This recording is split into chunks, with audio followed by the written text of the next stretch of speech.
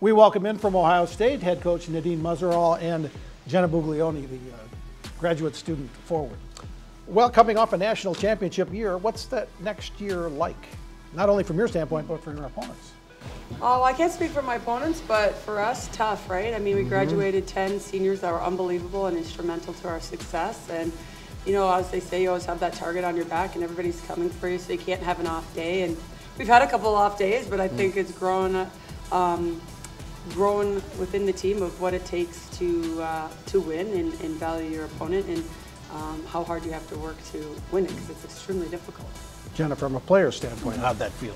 Yeah, for sure. Having a young team this year is a bit of a transition, and just you could see the skill on our group last year. That skill didn't necessarily drop, but learning our systems, it definitely, we've had a couple off days, but like Coach says, it's made us resilient, and a lot of adversity helps us come out on top. So I think for us, it's just kind of sticking to the plan. When we played our game plan, we're pretty hard to beat. So as a veteran and a captain, how was your role developed this year from that standpoint, bringing people along? Yeah, I think everyone, when they come to Ohio State, they kind of know what they're getting into with the culture aspect, but once you get here, you kind of just have to dive in head first and trust the process. So I think for us, just kind of doing what we do best and playing relentless and making sure everyone feels welcome and getting accustomed to our program was kind of the biggest thing. You know, we're a family at Ohio State, so just showing everyone that love and support once they got here. The season started pretty early, going to Sweden.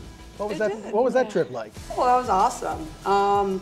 I missed the first few days. We were at the White House celebrating the success of the 24 championships. So that was pretty cool. My daughter went without me, though. Oh. She went with the team. Okay.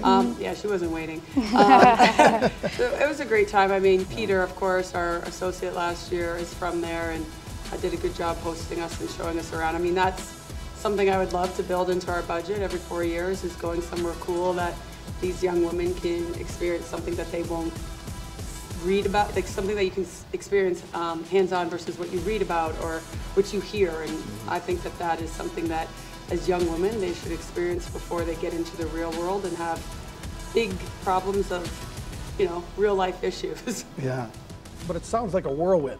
You win the national championship and boom, you're going to Sweden. Yeah. Why not? That's a good place to Yeah. celebrate, right? Well, it's Go good to if Disney, we went to Sweden. it's good if you're young. Yeah, you can handle it. And you enjoyed the experience as well? Oh, it was amazing. Not only the hockey part, the Swedish team brought us in and treated us very well. It was amazing from their end how they hosted us. But just the experiences of going to the Nobel Prize Museum, seeing the town in Sweden and all the other things that we did that weren't just hockey, kind of team bonding. I mean, no teams really get to play in July, so it was a great experience for us, and we're really grateful that we were able to have that. Jenna, Nadine, thanks for joining us. Thank you. Our coverage of the 2025 WCHA Final Faceoff continues from Duluth in a moment. Perfect.